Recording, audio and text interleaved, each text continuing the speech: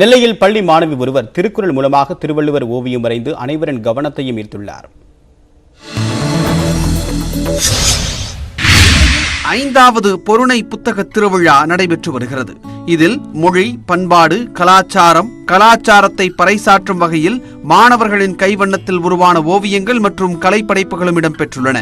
குறிப்பாக மகாலட்சுமி என்ற மாணவி வரைந்துள்ள திருக்குறள் ஓவியம் பலரின் கவனத்தை ஈர்த்திருக்கிறது. 1330 குறள் மூலம் திருவள்ளுவர் ஓவியத்தை வரைந்து கவனம் ஈர்த்துள்ளார் மகாலட்சுமி.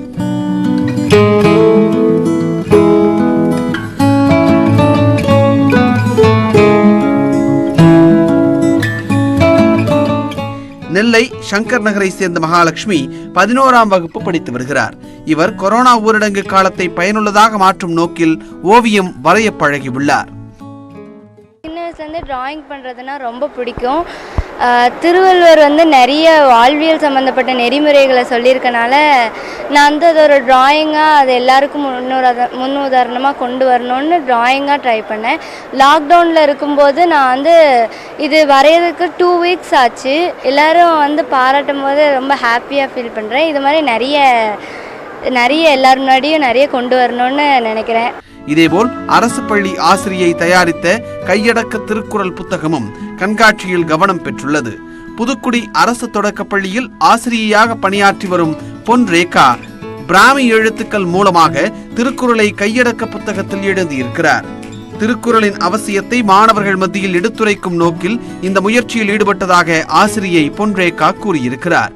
அந்த கொரோனா லாக்டவுனுங்கிற ஒன்று வந்துச்சு. இந்த லாக்டவுனில் என்ன பண்ணலாம், மாணவர்களை மீட் பண்ண முடியல, ஆசிரியர்கள் தனியாக இருக்கிறோம், நிறைய பிரச்சனைகள் இருந்தது.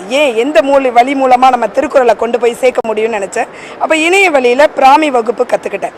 அதில் திருக்குறளை அஞ்சல் அட்டையில் 1330 குறளையும் 36 மணி நேரம் 24 செகண்டில் எழுதி ஒரு வேர்ல்ட் ரெக்கார்ட் பண்ணேன். நல்ல ஒரு கிரியேட்டிவான ஐடியா. அது டீச்சர்ஸ் எழுத போகும்போது பிள்ளைங்களுக்கு ஒரு என்கரேஜ்மெண்ட் ரொம்ப நல்லா இருக்குது. படைப்பு ரொம்ப அழகாக இருக்குது. அதே மாதிரி இந்த ஓவியமும் ரொம்ப நல்லா இருக்குது. குறளில் எழுதியிருக்கிறது நமக்கு அதை பார்க்கும்போதே அதில் என்ன இருக்குன்னு ஒரு தடவை உத்து பார்க்க தோணுது. ஏதோ எழுதியிருக்காங்களே அப்படின்னு சொல்லிட்டு. ஸோ வர்றவங்க பார்க்கும்போதும் ஒரு நல்ல அது தமிழ் அழிஞ்சிட்டு வர இந்த காலத்து மாதிரி நமக்கு எக்ஸிபிட் பண்ணியிருக்கிறது ரொம்ப நல்ல விஷயமா இருக்கு. புத்தக திருவிழாவிற்கு வருவோர் புத்தகங்களை வாங்கி தங்களுடைய அறிவை மேம்படுத்திக் கொள்வதோடு திருக்குறள் ஓவியம், கையடக்க திருக்குறள் புத்தகம் போன்றவற்றை பார்க்கும் போது இதுபோன்ற சாதனை படைக்க உந்து சக்தியாக விளங்கும் என்றால் அது மிகையல்ல. நியூஸ் 18 தமிழ்நாடு செய்திகளுக்காக நெல்லையிலிருந்து செய்தியாளர் சிவமணி. மற்ற செய்திகளை ஒரு சிறிய இடைவேளைக்கு பிறகு பார்க்கலாம்.